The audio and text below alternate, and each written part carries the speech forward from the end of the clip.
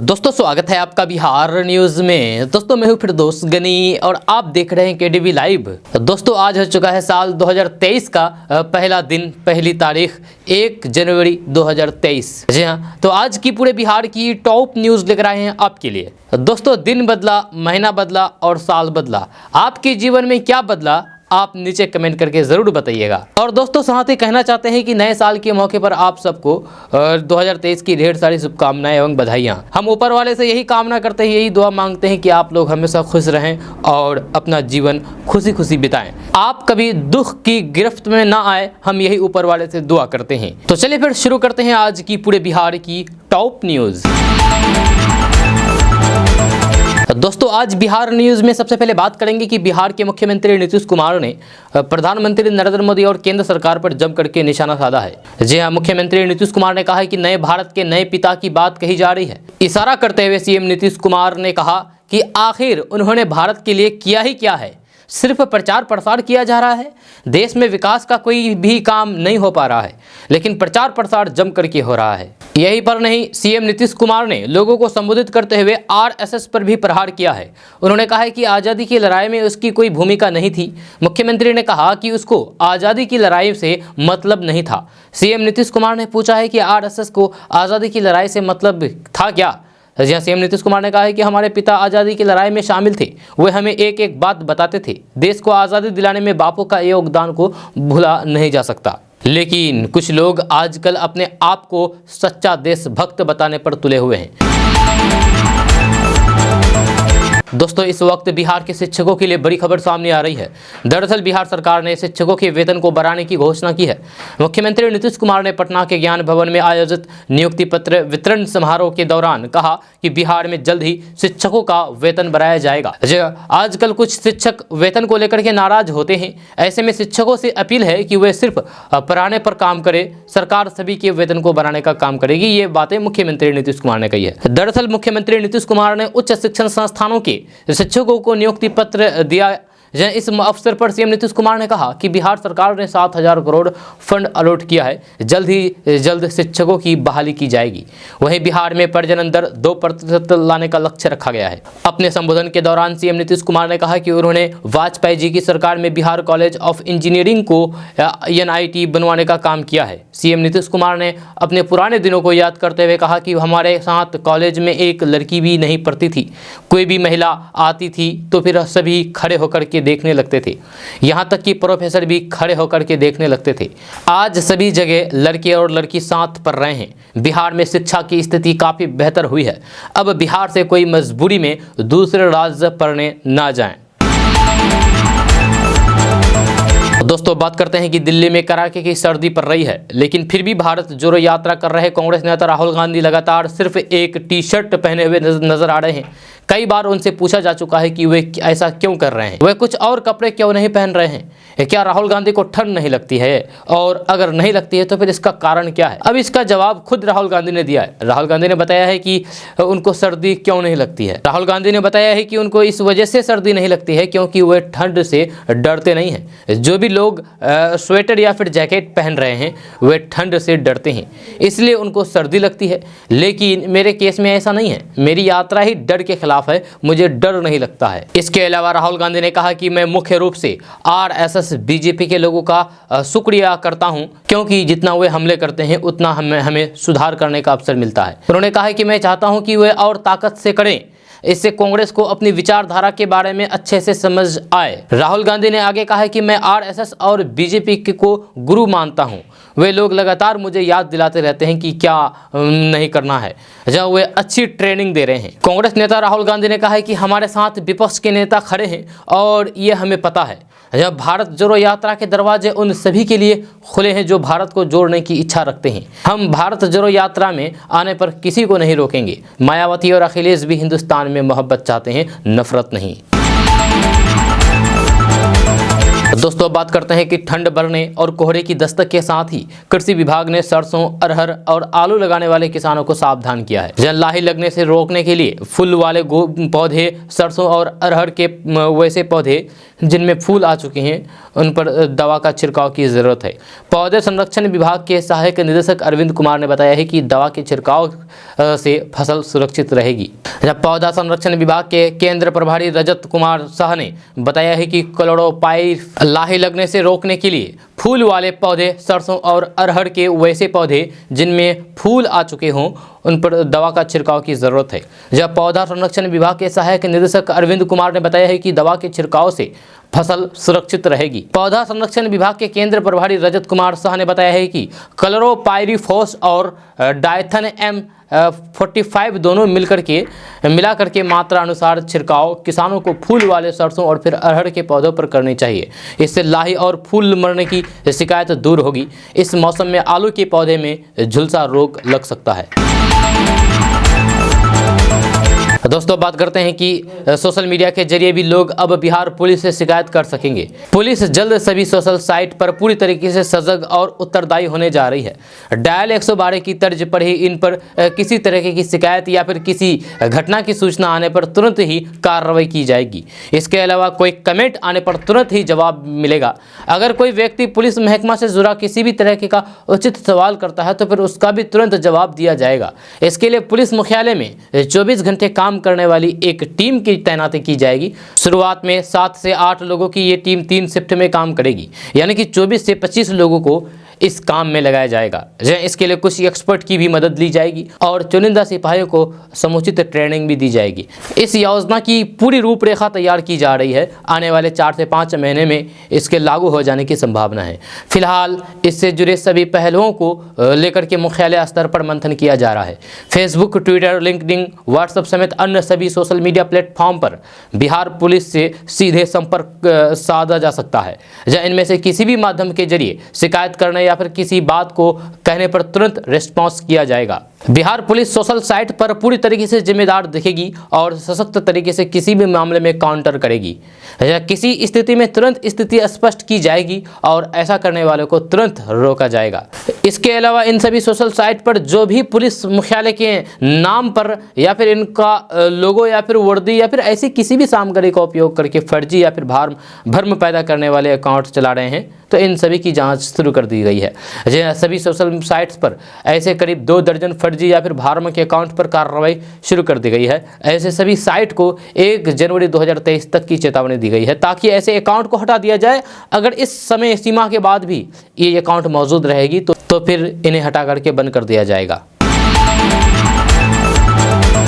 दोस्तों बात करते हैं कि कोलकाता में ईस्ट वेस्ट मेट्रो कॉरिडोर के तहत 120 करोड़ रुपए की लागत से हुगली नदी में पानी के भीतर बन रही भारत की पहली सुरंग में सफर करना यात्रियों के लिए एक अद्भुत अनुभव होगा। जहां 520 मीटर लंबी इस सुरंग को ट्रेन महज 45 सेकंड में ही पार कर लेगी। ये सुरंग कोलकाता के ईस्ट वेस्ट मेट्रो कॉरिडोर का हिस्सा है जो IIT केंद्र सॉल्ट लेक सेक्टर 5 से नदी के पार पश्चिम में पूर्वी हाईवा मैदान को जोड़ती है। दोस्तों बात करते हैं कि बिहार भाजपा को बड़ा झटका लगा है। पार्टी के प्रदेश उपाध्यक्ष और बिहार भाजपा के प्रवक्ता और मीडिया विभाग का प्रभारी राजीव रंजन ने पार्टी से इस्तीफा दे दिया है। इस्लामपुर के पूर्व विधायक राजीव रंजन इससे पहले जदयू में थे। राजीव रंजन ने प्रदेश अध्यक्ष को भेजे अपने त्याग पत्र में लिखा कि मैं पार्टी के पद से और सदस्यता से अपना त्याग पत्र देता हूँ। साथ ही आपसे अनुरोध है कि इस त्याग पत्र को स्वीकार करके मुझे पार्टी प्रदत्त दायित्व से मुक्त करें। राजीव रंजन ने प्रदेश उपाध्यक्ष को भेजे अपने इस्तीफे में लिखा कि खेद पूर्वक कहना चाहूँगा कि बिहार भाजपा आज प्रधानमंत्री नरेंद्र मोदी की नीतियों और फिर आदर्शों से पूरी तरीके से भटक चुकी है। प्रधानमंत्री जी के सबका साथ सबका विकास की बात केवल कहने तक ही सीमित हो चुकी है। आज पार्टी में पिछड़ा, अति पिछड़ा और दलित समाज के विरोधी तत्व हावी हो चुके हैं। राजीव रंजन ने लिखा कि हालात यह है कि जो नेता पिछड़े समाज के नेता हैं नहीं हैं, वे भी इस समाज के नाम पर दशकों से सत्ता सुख भोग रहे हैं। उनके चाहते चंद नेताओं के अतिरिक्त पार्टी में पिछड़ा, अति पिछड़ा और दलित समाज के नेताओं का उपयोग केवल झंडा धोने तक ही सीमित कर दिया गया है, जो प्रधानमंत्री नरेंद्र मोदी की नीतियों की सरासर उपेक्षा है। दोस्तों बात करते हैं कि एक बार फिर से UIDAI ने आधार कार्ड के इस्तेमाल को लेकर के दिशा निर्देश दिए हैं। UIDAI ने आधार कार्ड धारकों को सलाह दी है कि आप सुविधाओं और फिर सेवाओं का लाभ उठाने के लिए अपनी पसंद के आधार का उपयोग करें। पैन कार्ड, पासपोर्ट और बैंक खातों के लिए सावधानी रखते हैं, ठीक वैसे ही सावधानी आधार कार्ड के लिए भी बरतने की सलाह दी है। UIDAI ने कहा कि किसी विश्वसनीय संस्था मोबाइल नंबर, बैंक खाता संख्या या फिर passport, voter ID, pan card, ration card आदि के लिए जो सावधानी रखते हैं वैसा ही पहचान दस्तावेज आधार नंबर के लिए भी एक समान सावधानियां बरतें। आधार धारक की एक तरह की डिजिटल ID है और देश भर के निवासियों के लिए ऑनलाइन और ऑफलाइन इसकी पहचान के रूप में होती है। तो दोस्तों बात करते हैं कि उत्तर बिहार के 6 नगर निगमों में हुए चुनाव में सभी जगह महिलाएं पुरुषों पर भारी पड़ी है। जगह कोई पुरुष मेयर नहीं बन सका है। मुजफ्फरपुर, बेतिया और दरभंगा से मेयर और डिप्टी मेयर महिलाएं ही बनी हैं।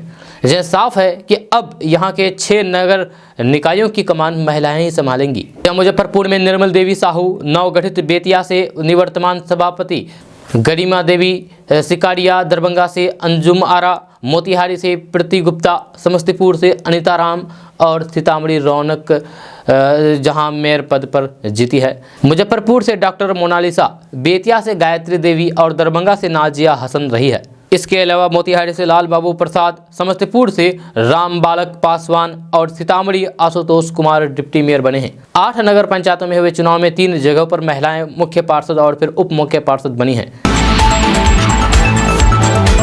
दोस्तों बात करते हैं कि लोकसभा चुनाव वैसे तो 2024 में होने हैं, लेकिन सरगर्मियां अभी से दिखाई देने लगी है। राहुल गांधी की भारत जोड़ो यात्रा के बीच मध्य प्रदेश के पूर्व मुख्यमंत्री और कांग्रेस के सीनियर लीडर कमलनाथ ने बड़ा दावा किया है। उन्होंने कहा कि 2024 के लोकसभा चुनाव में राहुल गांधी विपक्ष की तरफ से प्रधानमंत्री पद के चेहरा होंगे। न्यूज एजेंसी से बातचीत में कमलनाथ ने भारत जोड़ो यात्रा के लिए राहुल गांधी की खुल करके तारीफ की है और कहा कि वे सत्ता के लिए नहीं बल्कि देश के आम लोगों के लिए राजनीति कर रहे हैं। जहां तक 2024 के लोकसभा चुनाव का सवाल है, राहुल गांधी न सिर्फ विपक्ष का चेहरा होंगे बल्कि प्रधानमंत्री पद के उम्मीदवार भी होंगे। कमलनाथ ने आगे कहा है कि दुनिया के इतिहास में किसी ने भी इतनी लंबी पद यात्रा नहीं की है। गांधी परिवार के अलावा किसी अन्य परिवार ने देश के लिए इतनी बड़ी कुर्बानी नहीं दी है। राहुल गांधी सत्ता के लिए राजनीति नहीं करते हैं बल्कि देश की जनता के लिए राजनीति करते हैं, जो किसी को भी सत्ता में बैठाती है। दोस्तों बात करते हैं कि बिहार की नीतीश सरकार के हेलीकॉप्टर एवं जेट खरीदारी के निर्णय के बाद से निरंतर राजनीतिक बयानबाजी जारी है। जहां इस मुद्दे पर भाजपा निरंतर नीतीश सरकार पर निशाना साध रही है तथा कई सवाल पूछ रही है। अब इस विवाद में जन अधिकार पार्टी के राष्ट्रीय अध्यक्ष पप्पू यादव भी कूद गए हैं। पप्पू यादव ने बृहस्पतिवार को ट्वीट करके सुशील कुमार मोदी से सवाल पूछा है। उन्होंने कहा कि भाजपा शासित प्रदेशों में कई हेलीकॉप्टर की खरीदारी हुई है, मगर सुशील मोदी को केवल बिहार के नाम पर ही पेट दर्द क्यों होता है। पप्पू यादव ने ट्वीट करते हुए लिखा है कि छोटे मोदी 8500 करोड़ का 2 विमान बड़े मोदी जी के लिए खरीदा गया है। हिमाचल में भाजपा के मुख्यमंत्री ने तो 6 हेलीकॉप्टर अपने लिए खरीदा। हर प्रदेश में भाजपा सरकार ने 200 से 300 करोड़ विमान हेलीकॉप्टर की खरीद पर खर्च किए हैं। केवल बिहार के नाम पर पेट में दर्द क्यों होता है सुशील कुमार मोदी जी को। आपको बता दूं कि बिहार में इन दिनों हेलीकॉप्टर एवं जेट के मुद्दे पर खूब बयानबाजी हो रही है। भाजपा एवं महागठबंधन दोनों इस मुद्दे को लेकर के आमने सामने हैं। भाजपा इसको लेकर के कई आरोप लगा रही है, तो फिर महागठबंधन के नेता आरोप पर पलटवार कर रहे हैं। सुशील कुमार मोदी ने नीतीश कुमार पर निशाना साधते हुए कहा कि जब नीतीश कुमार ने अपने 15 सालों के शासनकाल में अब तक कोई विमान हेलीकॉप्टर नहीं खरीदा, तब क्या वे अपने उत्तराधिकारी के लिए ये खरीद करवाना चाहते हैं। वहीं इसको लेकर के उप मुख्यमंत्री तेजस्वी यादव ने कहा है कि गुजरात सरकार ले सकती है, मगर बिहार सरकार खरीद रही है, तो फिर भाजपा को आपत्ति हो रही है। दोस्तों बात करते हैं कि बिहार में निकाय चुनाव के नतीजे घोषित हो गए हैं। जहां भारतीय जनता पार्टी ने दावा किया है कि बिहार में उसके द्वारा समर्थित ज्यादातर उम्मीदवार नगर निकाय चुनाव जीत गए हैं। शुक्रवार को मतगणना के दौरान चुनाव के नतीजे आने शुरू हुए। ऐसे कई उम्मीदवारों ने भी विभिन्न पदों पर जीत दर्ज की है, जिनके बारे में समझा जाता है कि वे सत्तारूढ़ महागठबंधन द्वारा समर्थित हैं। आरजेडी ने कहा है कि राज्य में नगर निकाय चुनाव राजनीतिक दल की तर्ज पर नहीं हुए और किसी उम्मीदवार की जीत को किसी राजनीतिक दल की जीत घोषित नहीं किया जा सकता है। वैसे तो कई स्थानों पर मतों की गिनती अभी चल रही है, लेकिन सीता साहू ने पटना नगर निगम की महापौर के रूप में वापसी की है। तो दोस्तों बात करते हैं कि प्रधानमंत्री किसान सम्मान निधि योजना में किसानों की पहचान की जा रही है। ई-केवाईसी और लैंड रिकॉर्ड्स के वेरिफिकेशन को जरूरी कर दिया गया है। इस प्रोसेस से जुड़ते ही अयोग्य किसान स्कीम से हटाए जा रहे हैं। करीब 1,86,00,000 किसानों को पीएम किसान सम्मान निधि योजना से हटा दिया गया है और गैर लाभार्थी की छटनी जारी है। इसी बीच स्कीम में कई चौंकाने वाले मामले सामने आ रहे हैं। कई राज्यों में मृत लाभार्थियों के बैंक खाते में 2 से 3 हजार रुपए की किस्त ट्रांसफर हो रही है, तो कहीं पीएम किसान योजना का फायदा का लाभ देने वाले जिंदा किसान को ही कृषि विभाग ने मृत घोषित करके उनका नाम हटा दिया है। तो दोस्तों बात करते हैं कि बेतिया नगर निगम में पूर्व उप मुख्यमंत्री रेणु देवी की बहू मेयर प्रत्याशी की चुनाव लड़ रही थी, जिसका प्रचार प्रसार खुद पूर्व उप मुख्यमंत्री रेणु देवी ने सिनेमा स्टार खेसारी लाल यादव के साथ किया था। जब मतदान के बाद जब मतगणना हुई तो फिर कद्दावर बीजेपी नेता सह पूर्व डिप्टी सीएम रेणु देवी की बहू की जमानत तक नहीं बच पाई।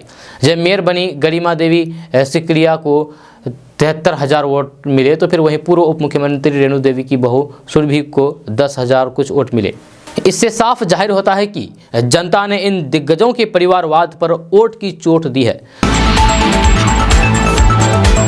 तो दोस्तों बात करते हैं कि कोलकाता के नमामि गंगे कार्यक्रम में बिहार के प्रतिनिधि के रूप में उप मुख्यमंत्री तेजस्वी यादव ने भाग लिया। इस दौरान नमामि गंगे अभियान से जुड़ी महत्वपूर्ण बैठक भी हुई। इस बैठक में तेजस्वी यादव ने केंद्र के समक्ष मांग रखी है कि गंगा में गाद की समस्या सबसे बड़ी है। नदी की अविरलता के लिए गाद का प्रबंधन जरूरी है। इसमें गाद जमाव को रोका जाए। इस मंशा को पूरा करने के लिए गाद नियंत्रण पॉलिसी बनाई जाए। कोलकाता में हुई इस बैठक में उन राज्यों के मुख्यमंत्री या फिर प्रदेश प्रतिनिधि ने भाग लिया जहां से गंगा गुजरती है। उप मुख्यमंत्री तेजस्वी यादव ने पटना में शुक्रवार को कोलकाता में हुए नमामि गंगे अभियान से जुड़े कार्यक्रम और फिर बैठक में भाग लेने के बाद संवाददाताओं से चर्चा करते हुए कहा कि कार्यक्रम में भाग लिया है, इस दौरान राज्य का पक्ष रखा है। गंगा की अविरलता लाने की दिशा में गाद जमाव को हटाने और नियंत्रण के लिए पॉलिसी बनाने की बात कही है। जब गंगा पर बने बांध की वजह से बिहार में पानी का विस्तार काफ़ी अधिक हो जाता है, इससे काफ़ी समस्या खड़ी हो जाती है। बताया है कि बिहार अपने यहाँ एसटीपी और दूसरे राज्यों पर काम अच्छा कर रहा है। बिहार का प्रदर्शन बहुत अच्छा रहा। दोस्तों बात करेंगे कि मध्य प्रदेश की पूर्व मुख्यमंत्री और प्रदेश की फायर ब्रांड नेता उमा भारती अक्सर शराबबंदी पर दिए गए बयान को लेकर के चर्चाओं में रहती है, लेकिन अब उनके एक ट्वीट ने सभी का ध्यान अपनी ओर खींच लिया है। उमा भारती ने कहा कि भगवान राम और हनुमान की भक्ति पर बीजेपी का कॉपीराइट नहीं है। भगवान राम और हनुमान बीजेपी के कार्यकर्ता नहीं है। उनके इस बयान की अब काफ़ी चर्चा हो रही है। मध्य प्रदेश की पूर्व मुख्यमंत्री उमा भारती ने ट्वीट करते हुए लिखा है कि राम का नाम, हनुमान का नाम या फिर हिंदू धर्म, इन पर भाजपा का पेटेंट नहीं है। कोई भी व्यक्ति इन पर आस्था रखता है या रख सकता है। अंतर इतना है कि इन पर हमारी आस्था राजनीतिक लाभ हानि से परे होती है। उमा भारती ने कहा है कि जब बीजेपी का अस्तित्व नहीं था तब मुगल शासक था, अंग्रेजों का शासन था, तब भी भगवान राम और हनुमान थे। अगर हम बीजेपी वालों ने ये सोच रखा है कि जब हमने आंखें खोली तब सूरज निकल आए, तो फिर ये हमारे लिए विनाशकारी साबित होगा। दोस्तों बात करते हैं कि बिहार के पूर्व मुख्यमंत्री जीतन राम मांझी ने साल 2022 के जाते जाते वर्तमान मुख्यमंत्री नीतीश कुमार के सामने बड़ी मांग रख दी है। जीतन राम मांझी ने कहा है कि बिहार में गुजरात की तर्ज पर परमिट के आधार पर शराबबंदी में छूट देनी चाहिए, जिसके बाद मांझी के इस बयान को लेकर के एक बार फिर से सियासत गर्म हो गई है। इसी कड़ी में अब बिहार विधानसभा के नेता विरोधी दल विजय कुमार सिन्हा ने भी मांझी के इस मांग पर अपनी प्रतिक्रिया दर्ज कराई है। बिहार भाजपा के नेता और विधानसभा के नेता विपक्ष दल ने कहा कि मांझी जी के इस बात के बाद सरकार को ये सोचना चाहिए कि उनकी पुलिस महकमा क्या कर रही है। ये तो उनकी नाकामी है। राज्य सरकार को ये सोचना चाहिए कि हमारी योजना में कहाँ कमी रह गई है और इसके साथ उसे दूर करने पर ध्यान देना चाहिए। इसको लेकर के वे लिमिट करें या सीमित करें, ये उनकी सोच है। हमारा कहना यह है कि पूर्ण नशाबंदी के लिए अपने आप को सजग करना होता है, नीयत साफ करना होता है, लेकिन आप तो अवैध शराब का कारोबार करने वालों को अपना प्रत्याशी बनाते हैं। जो गरीब परिवार के लोग गलती से शराब पी लेते हैं तो फिर उन्हें जेल भेज दिया जाता है। अब ये साफ है कि नीतीश का नियत साफ नहीं है, इसी कारण ये गड़बड़ हो रहा है। इसके आगे उन्होंने कहा कि नीतीश कुमार के साथ शामिल लोग ही ये मान रहे हैं कि शराबबंदी फेल है, तो फिर झूठा नाटक क्यों कर रहे हैं। भाजपा के लोग तो हमेशा से शराबबंदी के पक्ष में रही है, आप हमेशा से नशाबंदी के पक्ष में रहे हैं, फिर आप घूम करके शराबबंदी पर क्यों आ जाते हैं। आज व्हाइट जहर के समूचा नौजवानों के बीच जा रहा है। लेकिन इनको तो शराबबंदी के नाम पर अपराधियों का एक गिरोह खड़ा करना है। दोस्तों बात करते हैं कि बिहार सरकार में पूर्व मंत्री सुधाकर सिंह एक बार फिर से नीतीश कुमार पर जम करके हमला बोला है। सुधाकर सिंह ने कहा कि नीतीश कुमार आए थे सिर्फ 2 महीने के लिए और फिर उन्होंने पहले ही कमिटमेंट किया था कि तेजस्वी यादव को मुख्यमंत्री बनाएंगे, लेकिन आज वे बनने नहीं दे रहे हैं क्योंकि कुर्सी का लोभ उन्हें जीवन भर सताती रहेगी। इस दौरान उन्होंने बिहार के मुख्यमंत्री की तुलना शिखंडी से भी कर दी है। सुधाकर सिंह ने कहा कि इतिहास सबको याद नहीं रखता है। आज मुख्यमंत्री के रूप में नीतीश कुमार का नाम याद है, लेकिन कुर्सी छीनने के बाद अंत में आपका काम ही आपके नाम को याद रखेगा। यहाँ नीतीश कुमार का कोई भी काम ऐसा नहीं है कि जो पूर्व में मुख्यमंत्रियों को मिल चुका है, चाहे ये बात कर्पूरी ठाकुर की करे या फिर लालू प्रसाद यादव की।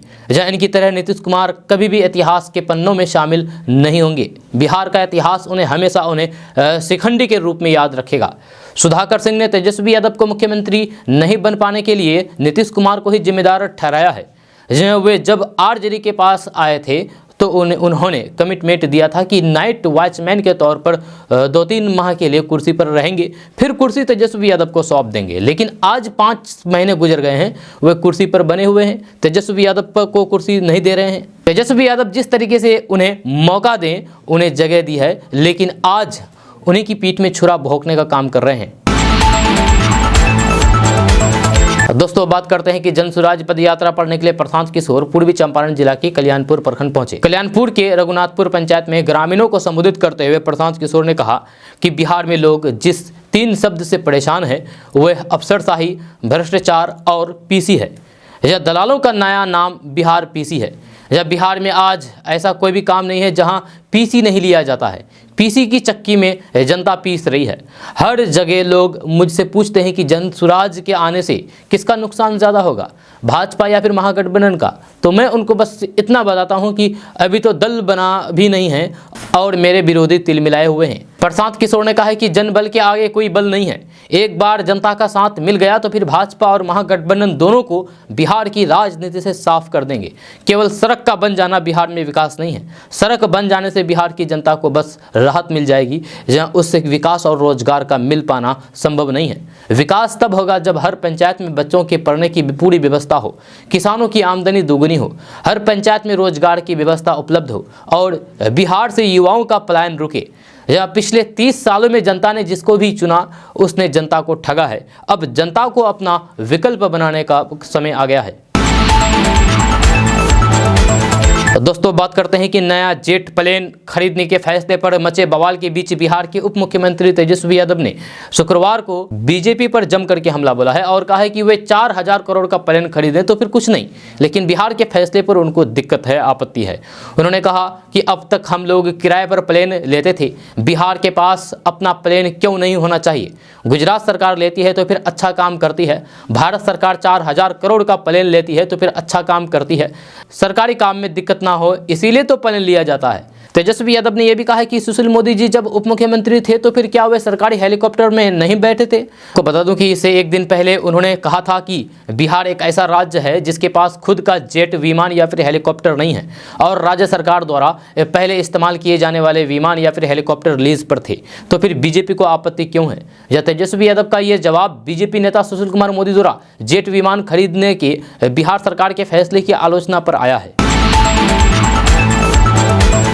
दोस्तों बात करते हैं कि श्रम संसाधन विभाग के सहयोग से बिहार से दूसरे राज्यों में रोजगार और मजदूरी के लिए जाने वाले लोगों को अगले साल से एक ही छत के नीचे कई सुविधाएं मिलेगी। जब विभाग इसके लिए 12 राज्यों में माइग्रेशन सपोर्ट सेंटर खोलने के लिए अधिकारियों को निर्देश दिया है। 3 माह पहले विभागीय समीक्षा के बाद ये निर्णय लिया गया था और अब 7 राज्यों में इसके लिए पत्राचार करने का काम पूरा हो चुका है। विभाग के मुताबिक फरवरी से इन राज्यों में मजदूरों और युवाओं को सेंटर से सुविधा दी जाएगी। माइग्रेशन सपोर्ट सेंटर खोलने के लिए पहले एनजीओ और इंडस्ट्री को पार्टनर बनाया जाएगा ताकि इसे शुरू होने के बाद विभागीय अधिकारी बस सेंटर की निगरानी करें। विभाग सेंटर के सही संचालन और निगरानी के लिए एनजीओ एवं इंडस्ट्री के साथ MOU करेगा। यहाँ से मजदूरों की समस्याओं को दूर किया जाएगा। वहीं रोजगार दिलाने में इन्हें मदद दी जाएगी।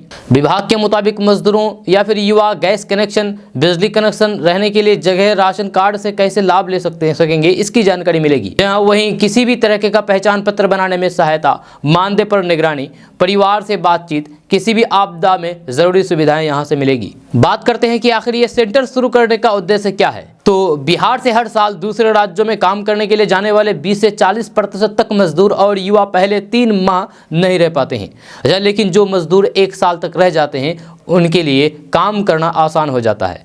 जहाँ इसी उद्देश्य के साथ इस सेंटर की स्थापना की जाएगी ताकि यहाँ से मजदूरों को हर तरह का सपोर्ट मिल सके। जिन्हें रोजगार से जोड़ने में परेशानी होगी उन्हें उनके स्किल के मुताबिक रोजगार से जोड़ा जाएगा। दोस्तों बात करते हैं कि भारत में शायद ही ऐसा कोई व्यक्ति होगा जो आलू नहीं खाता होगा। जहाँ यहाँ हर तरह की सब्जी में आलू का इस्तेमाल होता है। समोसा जैसे पूरे भारत में बड़े चाव से खाया जाता है। आलू का पराठा ठंड के मौसम में सबसे स्वादिष्ट भोजन में से एक है। भारत में तो आलू को सब्जियों का राजा तक कहा जाता है। लेकिन क्या आपको पता है कि आलू भारतीय नहीं है, बल्कि सब्जियों का ये राजा विदेशी है। अब आप सोच रहे होंगे कि आखिर ये आलू आया कहाँ से। तो कहते हैं कि 16वीं शताब्दी तक आलू को केवल पेरू के लोग पहचानते थे। इसके अलावा पूरी दुनिया इस फसल से अनभिज्ञ थी। लेकिन क्रिस्टोफर कोलंबस जब पूरी दुनिया की यात्रा पर निकला तो फिर उसने आलू को समुद्र के रास्ते दुनिया के तमाम अलग अलग महाद्वीपों तक पहुंचाया। हालांकि भारत में आलू पुर्तगाली और फिर डच व्यापारियों के साथ आया और पहले इसने मालाबार तट रेखा तक अपनी पहुंच बनाई और फिर इसने पूरे बंगाल से लेकर के उत्तर भारत तक में इसे उगाया जाने लगा। आलू पृथ्वी पर उगने वाली पहली ऐसी फसल है जिसे इस पृथ्वी से बाहर भी उगाया गया है। साल 1995 की शुरुआत में चीन और नासा के एक साझा अभियान में आलू को पृथ्वी के बाहर स्पेस में भेजा गया था और यहाँ पहली बार उसे उगाया गया था, यानी कि आलू को स्पेस में भी उगाया गया था। 18वीं शताब्दी के बाद आसपास जब ईस्ट इंडिया कंपनी को भारत में आलू की कमी खलने लगी तो उसने इसे यूरोप से आयात करने की बजाय यहीं भारत में उगाने की नीति अपनाई। इस नीति के तहत ईस्ट इंडिया कंपनी ने बड़ी मात्रा में सस्ते दामों पर आलू के पौधे किसानों को बेचे। फिर धीरे धीरे आलू हर खेत में लगने वाली एक फसल बन गई। दोस्तों बात करते हैं कि मुख्यमंत्री नीतीश कुमार ने बिना नाम लिए पीएम मोदी और आरएसएस पर बड़ा हमला बोला है। उन्होंने कहा है कि स्वतंत्रता आंदोलन में आरएसएस की क्या भूमिका थी। आजकल आधुनिक भारत के नए पिता की चर्चा हो रही है, अखबारों में छप रहा है। नीतीश कुमार ने पीएम मोदी का नाम लिए बिना कहा कि आजकल नए भारत के नए पिता की चर्चा हो रही है। वे क्या किए हैं? कुछ भी नहीं किए हैं, कुछ काम नहीं किए हैं। कहाँ भारत आगे बढ़ेगा? कौन सा काम हुआ है? नई टेक्नोलॉजी जो आई है उसका ज़बरदस्ती रूप से इस्तेमाल कर रहे हैं। जब मुख्यमंत्री नीतीश कुमार ने कहा कि जिनको आज़ादी की लड़ाई से मतलब नहीं था, आरएसएस को आज़ादी की लड़ाई से मतलब क्या था। हमारे पिता आज़ादी की लड़ाई में शामिल थे। वे हमें एक बात बताते थे कि बापू का योगदान को भुलाया नहीं जा सकता। लेकिन कुछ लोग आजकल अपने आप को सच्चा देशभक्त बताने पर तुले हैं। दोस्तों बात करते हैं कि साल 2024 में अगर राहुल गांधी विपक्ष का चेहरा होते हैं तो फिर इससे बिहार के मुख्यमंत्री नीतीश कुमार को कोई भी दिक्कत नहीं है। उन्होंने शनिवार को ये बातें कही है। सीएम नीतीश कुमार से पूछा गया था कि कांग्रेस नेता कमलनाथ कह रहे हैं कि साल 2024 में राहुल गांधी ही विपक्ष का चेहरा होंगे। इस पर नीतीश कुमार ने कहा कि हम भी चाहते हैं कि विपक्ष मिलजुल करके चलें। इसके लिए ज़रूरी ही है कि सभी विपक्षी दल एक साथ आएँ। राहुल गांधी के विपक्ष का चेहरा होने से उन्हें कोई भी इनकार नहीं है, कोई दिक्कत नहीं है। जब उन्होंने कहा कि एक बात उनको लेकर के अक्सर कही जाती है कि साल 2024 में नीतीश कुमार विपक्ष का चेहरा होंगे, हमारी ऐसी कोई भी इच्छा नहीं है। हमने हमेशा इससे इनकार किया है। रही बात राहुल गांधी को लेकर तो हमने कभी उनके नाम पर इनकार नहीं किया है। यह विपक्ष को एकजुट होने की ज़रूरत पर बल देते हुए नीतीश कुमार ने सभी दलों को आगामी चुनाव के पहले एक साथ आकर के अपनी एकता दिखाने का आह्वान किया है। उन्होंने कहा कि हमारी इच्छा है कि ज़्यादा से ज़्यादा पार्टियां एक साथ आए, देश के विकास के लिए जो योजनाएं हैं उसे एक साथ बढ़ाएं। दरअसल नीतीश कुमार ने कुछ महीने पहले ही देश के विपक्षी दलों को एकजुट करने की पहल के तहत कई नेताओं से मुलाकात की थी। उनकी इस मुलाकात को लोकसभा चुनाव 2024 से जोड़ करके देखा गया। कहा गया है कि नीतीश कुमार खुद को प्रधानमंत्री बनना चाहते हैं, इसलिए वे विपक्ष को एकजुट करने की पहल कर रहे हैं। हालांकि नीतीश कुमार ने एक बार फिर से इन कयासबाजियों को सिरे से खारिज कर दिया है। दोस्तों बात करते हैं कि बिहार में बीती रात दूसरे चरण का नगर निकाय चुनाव का परिणाम घोषित किया गया। इस परिणाम के बाद बिहार के सभी नगर निकायों में नए मेयर, उप मेयर और वार्ड पार्षद का चयन हुआ। वहीं इस चुनाव परिणाम के घोषित होने के बाद भी मारपीट की बातें निकल करके सामने आई। दरअसल बिहार के नालंदा में नगर निकाय चुनाव के बाद मारपीट की खबरें निकल करके सामने आई, जिसके बाद से इलाके में तनाव का माहौल कायम हो गया। बताया जा रहा है कि नालंदा सदर प्रखंड में चुनावी परिणाम की घोषणा के बाद दो प्रत्याशियों के बीच मारपीट शुरू हो गई। देखते ही ये मारपीट इतनी बढ़ गई कि ये रंजिश खूनी संघर्ष में बदल गई।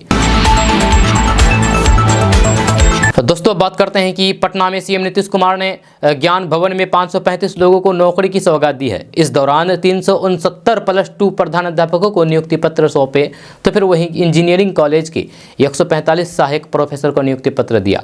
जहाँ शिक्षा विभाग और फिर विज्ञान एवं प्रौद्योगिकी विभाग का कार्यक्रम था। इस दौरान नीतीश कुमार ने कहा कि बिहार के हर क्षेत्र में विकास हो रहा है, जिससे किसी को मजबूरी में बाहर नहीं जाना पड़े। सीएम नीतीश कुमार ने साल 2023 की बधाई देते हुए कहा कि हम तो 5 तारीख से चलेंगे, 1 महीने घूमेंगे, देखेंगे कि कहां क्या कितना काम हुआ है, जहां लोगों की शिकायत क्या है, सभी की समस्या सुनेंगे। केंद्र सरकार पर निशाना साधते हुए उन्होंने कहा है कि बिहार सरकार काम कर रही है, जो काम पहले से चल रहे हैं उसको मेंटेन किया जा रहा है। लेकिन केंद्र सरकार सिर्फ प्रचार कर रही है। जिनका आज़ादी की लड़ाई में कोई भी योगदान नहीं, उनका ही प्रचार किया जा रहा है। उस कार्यक्रम में डिप्टी सीएम तेजस्वी यादव भी मौजूद रहे। आपको बता दें कि बिहार के मुख्यमंत्री नीतीश कुमार 5 जनवरी से बिहार की यात्रा पर निकल रहे हैं।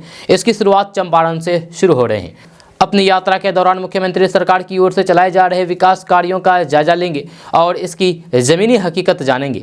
मुख्यमंत्री इसके पहले भी बिहार की यात्रा करते रहे हैं और जनता से मिलकर के उनकी समस्याओं को सुना है और इसी आधार पर कई फैसले भी लिए हैं। इस बार भी नीतीश कुमार जी जनता के बीच जा रहे हैं, तो फिर हर जिले में जनता दरबार भी लगेगा।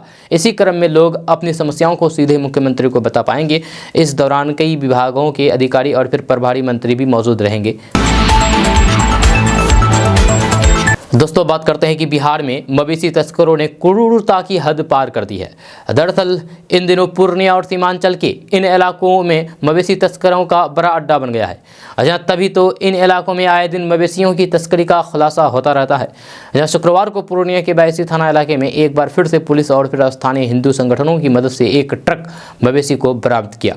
दरअसल एक ट्रक में बेरहमी से ठूस करके 53 गायों को रखा गया था, जिन्हें तस्करी के लिए बंगाल से ले जाया जा रहा था। इसी दौरान पूर्णिया के बैसी थाना क्षेत्र के चरैया में NH 31 पर बेरहमी से ट्रक में रखे गए मवेशियों को बरामद किया गया। इस बारे में बैसी के थाना प्रभारी RK चौधरी ने बताया है कि कुहासा के कारण ड्राइवर और फिर तस्कर भाग गया। जब ट्रक को थाना लाने के बाद जांच की गई तो फिर उसमें 53 गाय लदी थी। दोस्तों बात करते हैं कि बिहार में शराबबंदी को लेकर के एक बार फिर से सियासी पारा गर्मा गया है। मुख्यमंत्री नीतीश कुमार ने सत्ता में उनके सहयोगी पूर्व मुख्यमंत्री जीतन राम मांझी की शराबबंदी में ढील देने की मांग पर प्रतिक्रिया दी है। जीतन राम मांझी ने हाल ही में कहा था कि बिहार में गुजरात मॉडल लागू करके परमिट के साथ कुछ लोगों को शराब पीने देनी चाहिए। इस पर सीएम नीतीश कुमार ने कहा है कि उनको क्या पता है, हर चीज़ का ज्ञान नहीं है उन्हें। मांझी से मिलेंगे तो फिर पूछेंगे कि वे बार बार ऐसा क्यों बोलते हैं। सीएम नीतीश कुमार ने पटना में मीडिया से बात की है। इस दौरान पत्रकारों ने उनसे पूछा है कि हिंदुस्तान एवं मोर्चा के राष्ट्रीय अध्यक्ष जीतन राम मांझी शराबबंदी का गुजरात मॉडल बिहार में लागू करने की मांग कर रहे हैं। इस पर नीतीश कुमार ने हंसते हुए कहा कि उनको क्या पता है, वो मिलेंगे तो फिर मैं उनसे इस बारे में पूछूंगा कि क्यों वे बार बार इस तरह की बात करते हैं। सर्वसम्मति से बिहार में शराबबंदी लागू की गई थी, उस समय तो ऐसी कुछ भी मांग नहीं हुई। दोस्तों बात करते हैं कि बिहार के छपरा जहरीली शराब कांड मामले से जुड़ी बड़ी खबर सामने आ रही है। चर्चित छपरा शराब कांड का मास्टरमाइंड गिरफ्तार हो गया है। होम्योपैथिक दवा से शराब बनाने वाले राम बाबू को दिल्ली पुलिस की क्राइम ब्रांच ने गिरफ्तार किया है। इस बारे में बिहार पुलिस को भी सूचना दे दी गई है। मिली जानकारी के अनुसार सूचना मिलते ही बिहार पुलिस मास्टरमाइंड को लेने दिल्ली जा रही है। दरअसल छपरा जहरीली शराब कांड में 70 से अधिक लोगों की जान चले जाने के बाद स्थानीय पुलिस प्रशासन पर कई सवाल उठे थे। जब इस पूरे मामले को लेकर के नीतीश सरकार की भी काफ़ी किरकिरी हुई थी, काफ़ी फजीहत हुई थी। दिल्ली पुलिस क्राइम ब्रांच के अनुसार बिहार शराब कांड में पकड़े गए मास्टरमाइंड का नाम राम बाबू है। दिल्ली क्राइम ब्रांच का दावा है कि मास्टरमाइंड आरोपी राम बाबू ने ही शराब में केमिकल डाल करके तैयार की थी। शुरुआती रिपोर्ट्स के मुताबिक आरोपी ने शराब में केमिकल डाल करके उसे तैयार किया था, जिसे पीने की वजह से कई लोगों की जान चली गई थी। छपरा जहरीली शराब कांड के बाद ताबड़तोड़ छापेमारी की गई और कई लोगों को गिरफ्तार किया गया। अब इस मामले में होम्योपैथिक दवा से शराब बनाने वाले मास्टरमाइंड को दिल्ली से गिरफ्तार कर लिया गया है। दोस्तों बात करते हैं कि बिहार की एक ट्रेन में शुक्रवार देर रात पथराव का मामला सामने आया। यह समस्तीपुर मंडल के तहत मधेपुरा जिले में ये घटना हुई है। मीडिया रिपोर्ट से मिली जानकारी के अनुसार मधेपुरा जिले में शुक्रवार शाम ट्रेन के स्टेशन पर पहुंचने के तुरंत बाद गुस्साई भीड़ द्वारा पथराव किया गया, इससे 6 यात्री गंभीर रूप से घायल हो गए। साथ ही 5 TTE रेलवे के कर्मचारियों को भी चोटें आई। गुस्साई भीड़ के पथराव के चलते ट्रेन की एक बोगी क्षतिग्रस्त हो गई। माना जा रहा है कि ये पथराव टिकट चेक करने के विरोध में था। गुस्साए लोगों ने इसलिए पथराव किया क्योंकि TTE द्वारा उनका टिकट चेक किया जा रहा था। मीडिया रिपोर्ट्स के अनुसार पैसेंजर ट्रेन बिहारीगंज से सहरसा जा रही थी, तभी ये पथराव की घटना हुई। दोस्तों आज का न्यूज़ बस यहाँ तक। कैसा लगा नीचे कमेंट बॉक्स में कमेंट करके जरूर बताइएगा। अगर आप नए आए हैं इस चैनल पर तो फिर चैनल को सब्सक्राइब करके बेल आइकन को प्रेस कर दीजिए और साथ में वीडियो को लाइक कर दीजिए, अपने दोस्तों के साथ शेयर भी कीजिए। तो चलिए मिलते हैं फिर नेक्स्ट वीडियो के साथ, तब तक के लिए जय हिंद, जय बिहार।